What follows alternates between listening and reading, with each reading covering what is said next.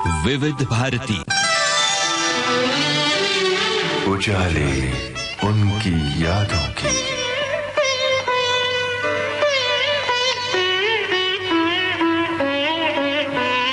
उजाले उनकी यादों की।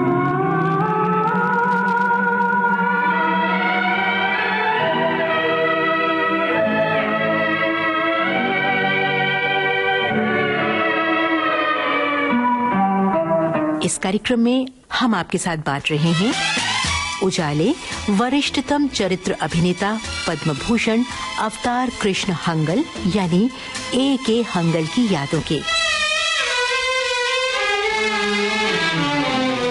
यादें अभिनय के महासमुद्र में गोताखोरी के हुनर की। यादें चरित्र को पूरी तरह आत्मसात कर लेने की कला की।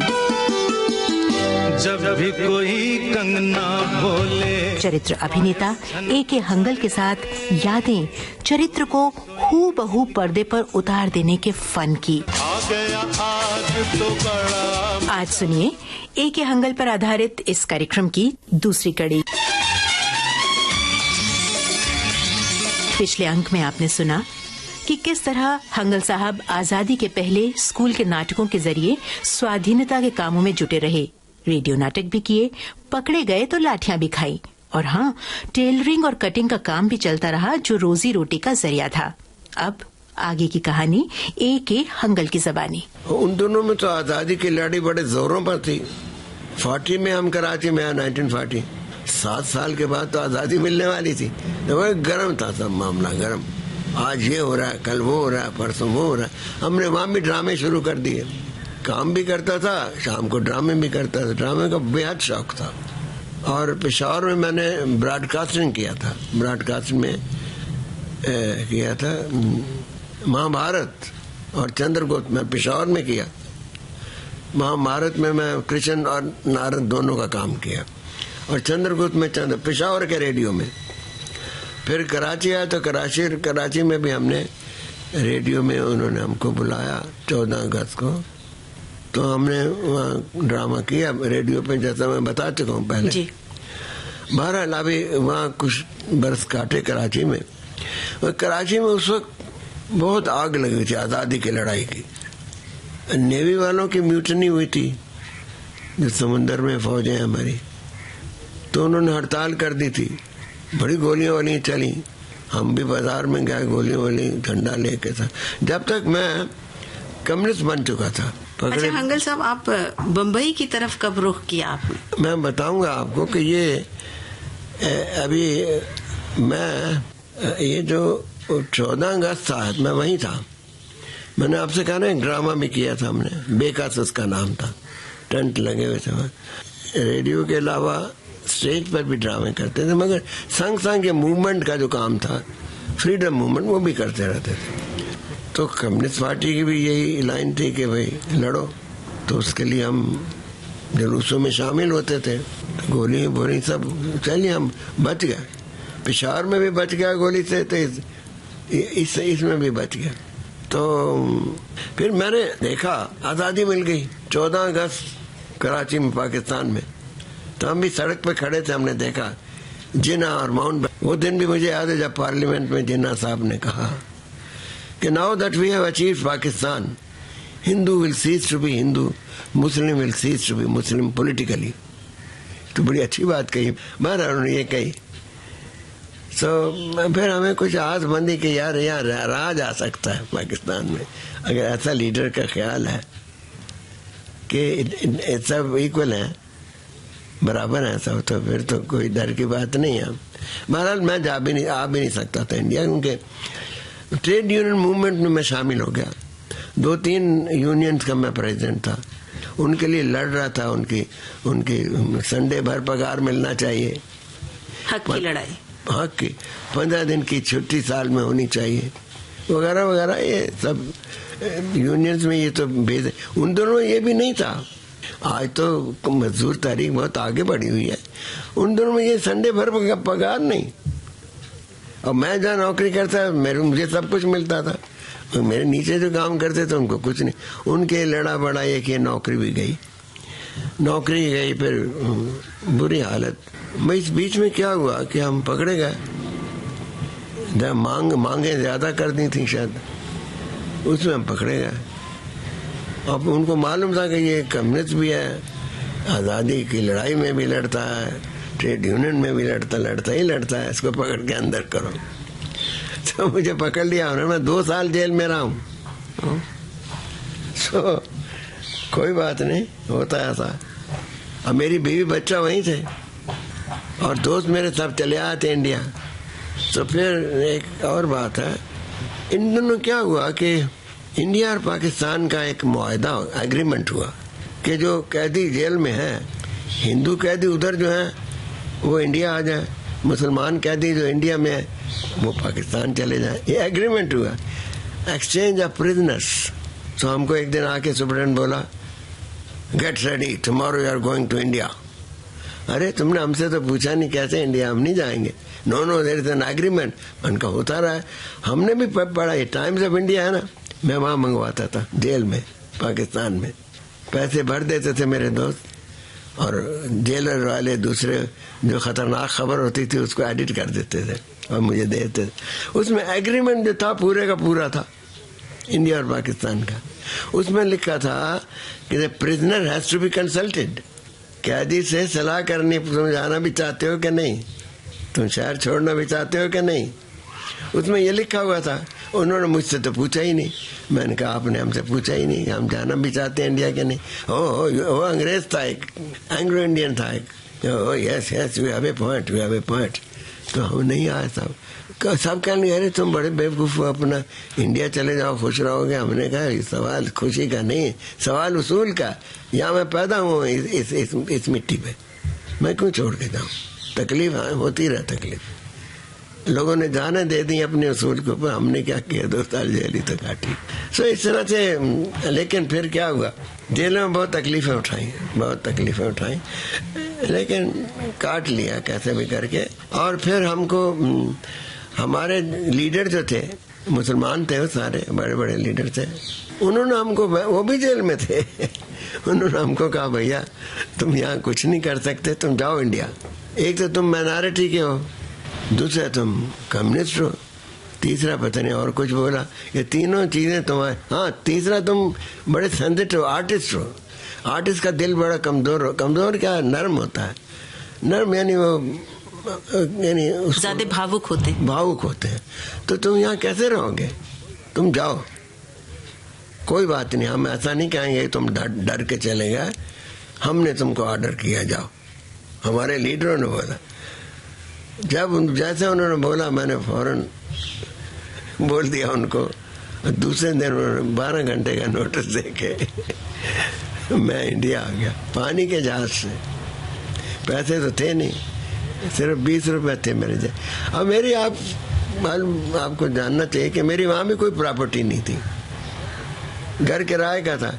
यहाँ भी मेरी प्रॉपर्टी नहीं है, घर किराए का, मेरा अपना नहीं है। आप पूछेंगे इतना कमाया, इतना किधर गया? भाई ये मत पूछिए कि किधर गया। मेरे काम ऐसे थे कि उसमें मैं खर्च करता था दूसरों के लिए। एक गाना, जिए तो क्या जिए, अपने लिए जिए तो क्या है? तू जिए दिल जमाने के, असर आप पे रहा और आधी से ज्यादा जिंदगी उसी में गुजरी। पर आपके परिवार का भी इसमें सहयोग था, और कैसे, क्या कुछ परिवार की बातें हमें बताएं। परिवार का क्या बेचारों ने बहुत सख्ती भोगी। मैं जब 2 साल जेल में था, वहाँ जिस एरिया में उससे पहले आपकी शादी हो गई थी? शादी तो बचपन में हो गई थी, उन दिनों में बचपन में ही शादी हुआ करती थी। आपकी भी बचपन में हुई होगी। तो खैर मजाक करता हूँ मैं। जल्दी हो गई थी तो लड़का भी हो गया था, बच्चा एक ही लड़का मेरा अब तक। हाँ, वो दोनों माँ बेटे कराची में ही थे, मैं जेल में था। उनको भी दुख उठाने पड़ते हैं, बहुत दुख साहब, पूछे। और वो मोहल्ला जो था वो उन लोगों का था जो इंडिया से मार खा के वहाँ पाकिस्तान गए थे। जैसे हिंदू वहाँ से मार खा के यहाँ आए, मुसलमान यहाँ से मार खा के पाकिस्तान गए। ये तो था, दोनों का दोस्त था। तो वो जिस मोहल्ले में हम रहते थे, वो मोहल्ले सब मुसलमान आ गए थे, यहाँ से मार खा गुस्से में जो मार खाएगा गुस्सा तो होगा। जैसे वहां से हिंदू आए तो उनको गुस्सा था, उन्होंने सांप्रदायिकतावादी पार्टियां बना ली थी यहाँ जो आए थे। तो यहाँ से मुसलमान जो गया वहाँ उन्होंने सांप्रदायिकतावादी पार्टियां बना ली। तो वो बड़ा मोहल्ला हुआ। हमारी वाइफ जेल में मिलने आती थी, कहती थी बड़ा ऐसा मामला है बड़ा। कल की एक दफ़ा किसी ने हमला भी किया तो हम बिल्डिंग वालों ने कहा था मुसलमान कि इस घर पे हाथ नहीं रखना, इस घर वालों ने कुछ बोला तो हमारी लाश पर से जाओगे। और फिर मेरा काम भी ऐसा था कि मैं सबके लिए काम करता था, हिंदू मुसलमान सब। मेरे दिमाग में कोई हिंदू मुसलमान नहीं था, आज भी नहीं, उस वक्त भी नहीं था, कभी होगा। कला के क्षेत्र में गए कि कुछ, तो यहाँ किस तरह से अपनी जिंदगी शुरू की? कमाई का जरिया क्या था आपका? अभिनय करते थे या कोई खास और प्रोफेशन आपने अपना बनाया? तो सब हम कराची से पानी के जहाज से इंडिया आ गए, बम्बई आ गए। तो बम्बई जो आ गए तो यहाँ हमने ढूंढा काम, पहले कटिंग का जो हम प्रोफेशन था मेरा, ढूंढ के अच्छी पगार लग गई चर्च गेट पर। यहाँ बड़ी फर्म थी एक, 500 रुपये महीना पगार उस जमाने में। हाँ, क्योंकि वो सिंधी थे, जानते थे मुझे कराची से। तो वो मेरे जैसा कटर मुश्किल से मिलता था उनको। तो हमने शुरू कर दिया, कपड़े अपड़े बनवाए। कपड़े नहीं थे, जूते नहीं थे, जूता किसी और का पहन के मैं आया हुआ था यहाँ। बहुत तकलीफ, बहुत। कपड़े बनवाए, ये किया वो किया। अब घर कहाँ रहे, कर्जा लिया, घर एक किराए का लिया, वो लोगों ने लूट लिया किराए का घर।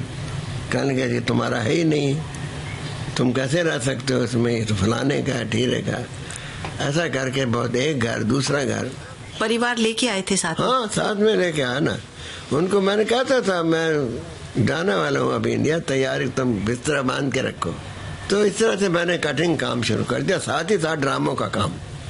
Indian people's theatre association IPTA से जुड़े गए, उसमें मैं जुड़ गया। मैं जानता था इप्टा को, पहले से ही जानता, बलराज सानी वगैरह को मैं जानता था, वो इप्टा में थे। तो मैंने यहाँ इप्टा का काम शुरू कर दिया, ड्रामा वगैरह। लेकिन इप्टा टूटा हुआ था यहाँ इस वक्त, क्योंकि पार्टीशन हो गया था, लोग इधर के खटपट इधर से उधर, उधर से उधर जा रहे, तो इप्टा लगभग टूट चुका था। तो फिर हमने शुरू किया दूसरे दोस्तों के संग मिलके, और शुरू कर दिया। साथ ही साथ अपनी नौकरी करी। तो मैं शाम को 6 साढ़े 6 बजे छोड़ देता था दुकान। उनको बहुत बुरा लगता था कि ग्राहक तो शाम को ही आता है। उन्होंने मुझे नोटिस दे कर निकाल दिया, कल गया ऐसा नहीं चलेगा। वो मेरी नौकरी भी गई, अब क्या करूं, ये ड्रामा कर लो, ये नौकरी कर लो। और तीसरी बीमारी और लग गई, पॉलिटिक्स की। यहाँ उस वक्त बड़ा मूवमेंट चल रही थी, संयुक्त महाराष्ट्र आंदोलन, हम उसमें शामिल हो गए। मतलब शुरू से ही आप आंदोलनकारी रहे? क्योंकि ये जायज, उनका हक तो था जी, हक जायज था। क्योंकि ये फैसला हुआ था, कांग्रेस ने किया था, जब आज़ादी मिल जाएगी तो हम ये भाषावार राज्य रचना करेंगे। तो भाषावार राज्य रचना नहीं करी, 10 बरस गुजर गए तो शोर मचा। तो फिर ये हुतात्मा चौक है ना, गोलियां चली थी जी, हम भी उसमें शामिल थे, तो उसमें भी शामिल। फिर गोवा की फ्रीडम स्ट्रगल का सवाल उठा, उसमें तो हमें गोली लगी थी। ये हॉस्पिटल है चर्च गेट पर ही, सेंट जॉर्ज हॉस्पिटल जी, उसमें मेरा दाखिला है गोली का। तो हम तो बहुत ही हिस्सा लिए, बहुत आंदोलनों में, तो उससे कड़क हो गया। फिर दूसरा काम कैसे ढूंढा जब वो नौकरी आपकी चली गई? तो खुद अपना शुरू किया, किसी जगह छोटी सी जगह लेकर। अच्छा चला? अच्छा, अभी तक बीमारियां और लगी थी तो क्या चलता, चला एकदम गुजारा।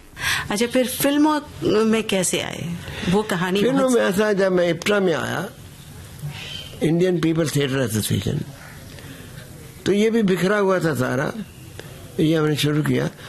तो यहाँ मैंने ड्रामे किए, तो ड्रामों में लोग देखने आते हैं। हमारा एक हिंदी का ड्रामा एक ही था, मराठी के भी थे, लेकिन मुझे मराठी तो आती नहीं, तो हमारा मराठी ग्रुप भी था यहाँ ड्रामे का। मैं चूंकि हिंदी जानता हूँ, मैं हिंदी ग्रुप में शामिल हो गया, करता रहा। लोग देखते, मुझे तो बड़ा एक्सपीरियंस था ड्रामे का, कहाँ से, पेशावर से शुरू किया हुआ।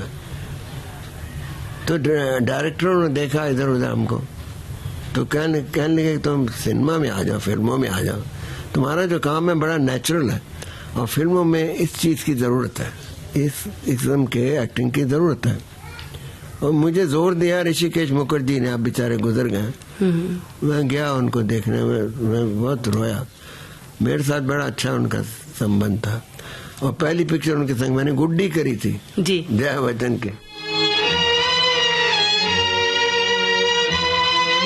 आया, एक दो फिल्में बनी तो चलने लगी, पॉपुलर हो गया, तो फिर फिल्में आती रही। फिर हमने नौकरी वोकरी छोड़ दी, टेलरिंग की, कटिंग की, और फिर काम मिलने लगा फिल्मों में, तो यही शुरू हो गया फिल्मों में ही।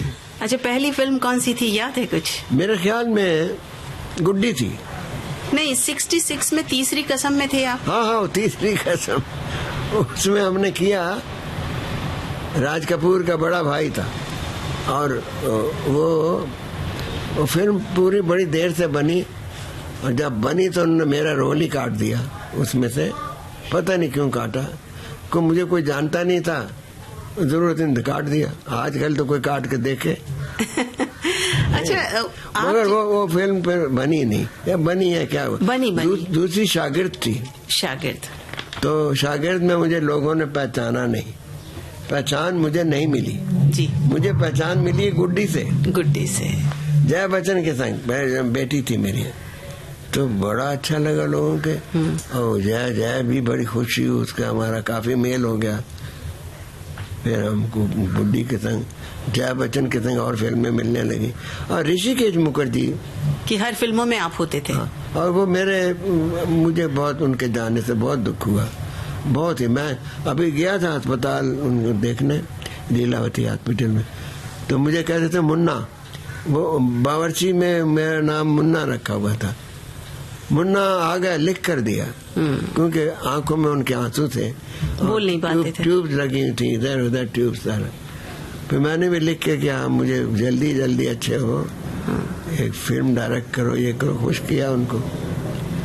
बहुत ही दुख हुआ मुझको उनके जाने से। फिल्मों में आते हैं तो वो हीरो बनना चाहते हैं और कि जिससे उनका खूब नाम हो, वो सब में जाने जाएं। तो आप जिस उम्र में फिल्मों में आए, तो उस वक्त कैसे मैं हीरो बनता? बुढ़ापे में कोई हीरो बनाएगा हमको? तो वो मैं यही जानना चाहती हूँ। करेक्टर एक्टर शुरू से आप रहे, तो इतनी देर में आप फिल्मों में आए, इसका आपको अफसोस नहीं है कि पहले आता तो शायद हीरो बनता? पहले आता तो हाँ शायद हीरो बनता, मगर हमें जो लड़कियां मिली हैं, बेटियां, वो बहुत खूबसूरत थी। हाँ, मतलब सच्ची बोलता हूँ, ये बहुत मुझे। अभी थोड़े दिन पहले मैं जयपुर में शूटिंग कर रहा था और ये लड़की थी, पहली पिक्चर की मेरे साथ थी, बहुत मशहूर हो गई, जो अमेरिका शादी करके गई है, माधुरी दीक्षित। ये भी बम्बई आ रही थी, मैं भी बम्बई आ रहा था, ये कोयला पिक्चर बना के आ रही थी। अच्छा। मैं पता नहीं कौन सी, तो हम एयरपोर्ट में मिल गए, मेरे हाथ में बैग था, इसने छीन लिया मेरे हाथ से। मैंने कहा नहीं, you are a senior actor and you are a very good actor, no you can't. वो ऊपर तक ले गई प्लेन के, रख कर फिर अपनी सीट पे जाके बैठी। तो मुझे तो बहुत, मैं खुश हूँ कि जितनी लड़कियां मिली, अच्छी थी, स्वभाव की अच्छी, शक्ल सूरत की अच्छी, और हर तरीके से फिल्म में रोल अच्छा। ये थी, राखी मिली, रेखा मिली, अमिताभ बच्चन में क्या नाम था उसका, जया भादुरी मिली, और सत्यम शिवम सुंदरम वाली कौन थी, जीनत अमान मिली। ये सब मेरी लड़कियां बन चुकी हैं। मतलब आपको इस बात का कोई अफसोस नहीं रहा कि अगर आप जल्दी आते तो हीरो बनते और अच्छी अच्छी हीरोइन आपके साथ होती? अभी अच्छी अच्छी बेटियां मिली हैं।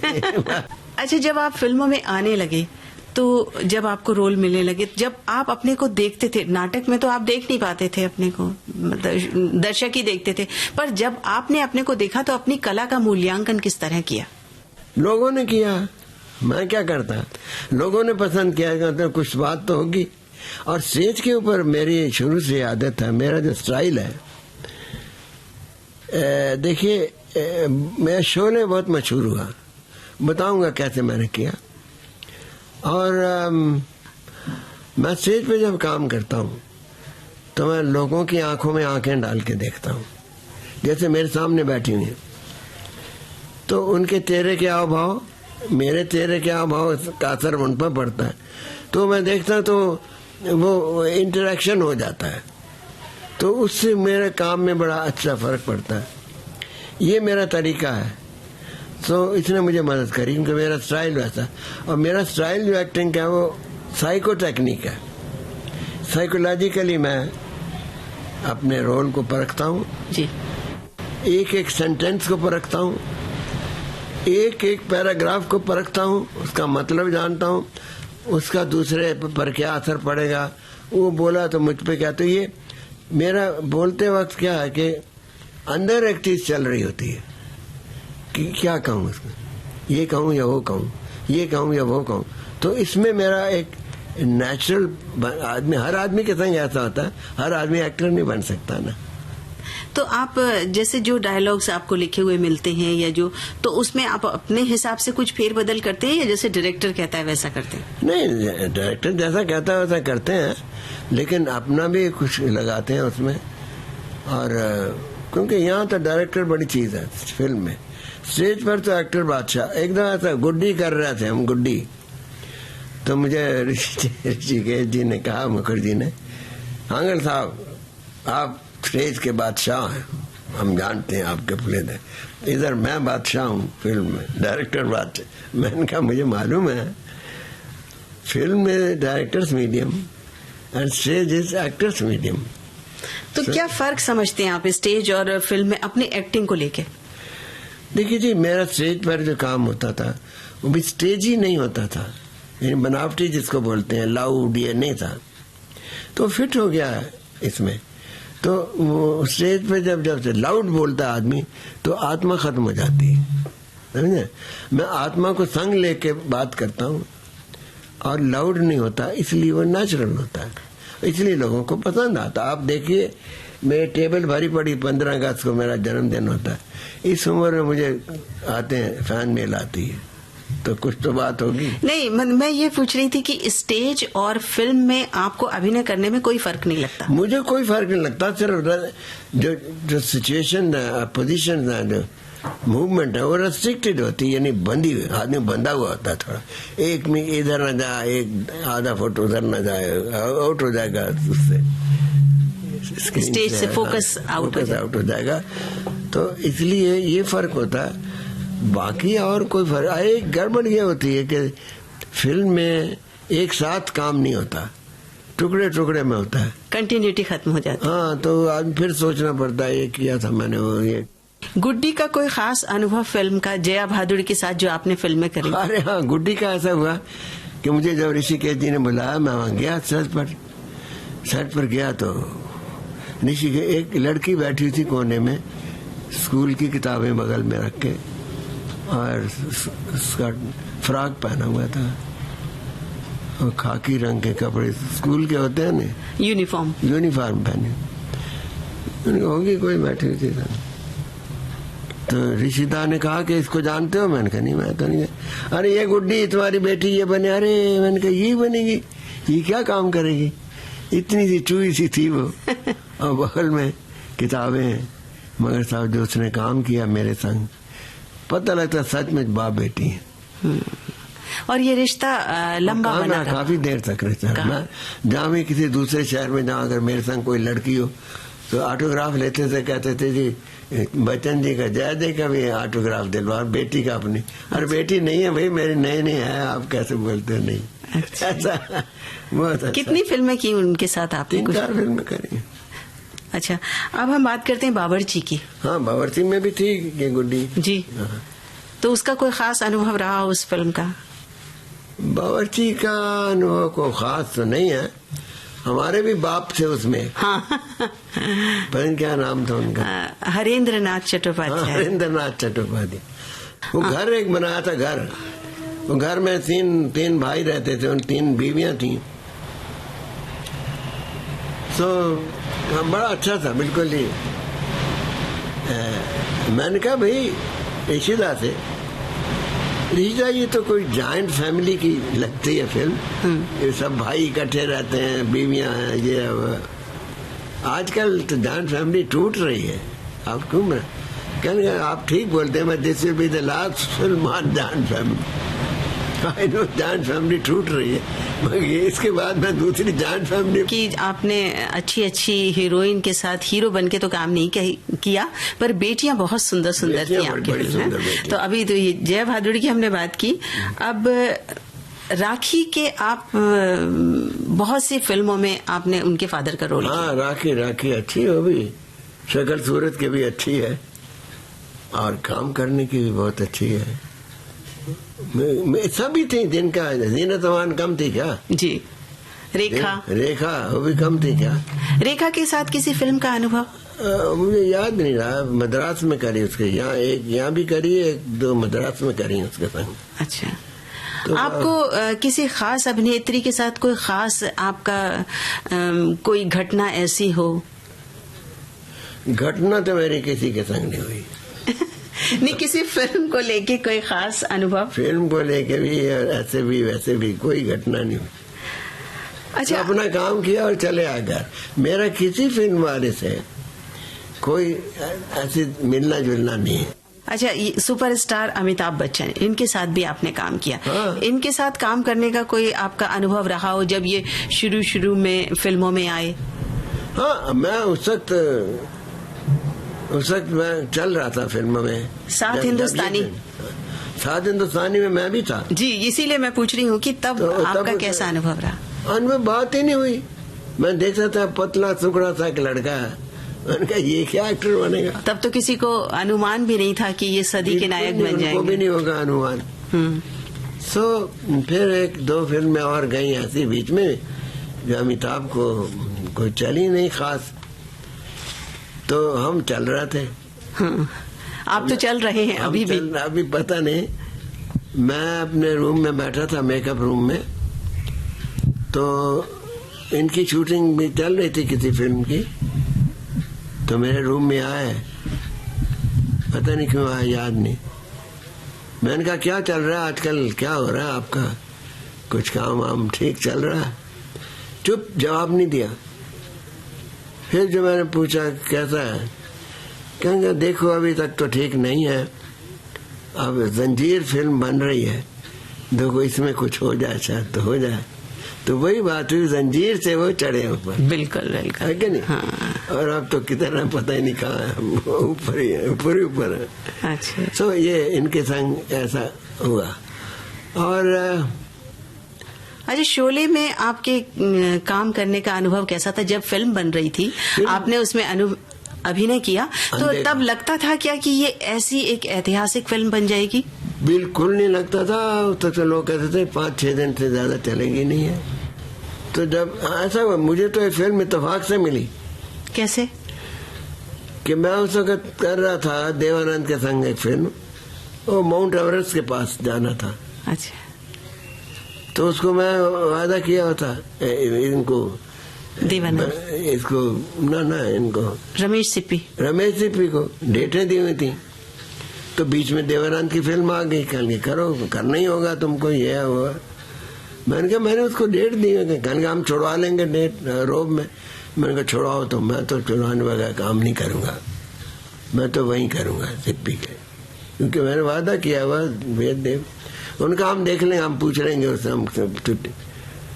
तो कब पूछोगे? भाई कल पूछ लेते हैं। तो दूसरे दिन मैंने देवानंद से बात की, भाई क्या हुआ? कहेंगे भाई वो तो छोड़ता नहीं है वो। अगर सिप्पी साहब छोड़ते नहीं है मुझको और दोनों फिल्मों का क्लैश होता है। वो फिल्म का नाम था इश्क इश्क इश्क इश्क इश्क, देवानंद की फिल्म, और इसका नाम था शोले। उजाले उनकी यादों के इस कार्यक्रम में आजकल अपनी यादों के उजाले बांट रहे हैं वरिष्ठ अभिनेता A.K. हंगल। आज आपने सुनी इस कार्यक्रम की दूसरी कड़ी। विविध भारती की ओर से इसे आपके लिए प्रस्तुत किया कमलेश पाठक ने। उजाले उनकी यादों की।